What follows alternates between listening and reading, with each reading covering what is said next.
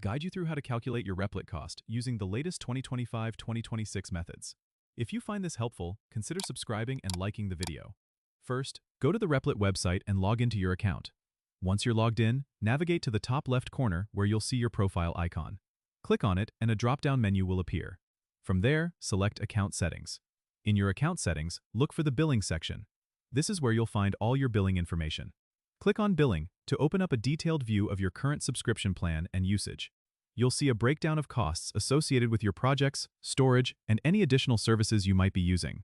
If you're on a team plan or have collaborators, make sure to check the Team Billing section as well, which provides details on shared costs. If you want to adjust your usage or change plans, you can do so by selecting Manage Plan in this section. This will show you different tiers and their respective prices, allowing you to make informed decisions based on your needs. Remember, any changes you make might not reflect immediately and could be prorated depending on your billing cycle.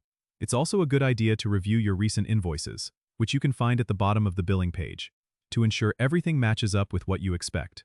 This way you can keep track of all charges and avoid any surprises. Don't forget to subscribe and comment if this helped you out.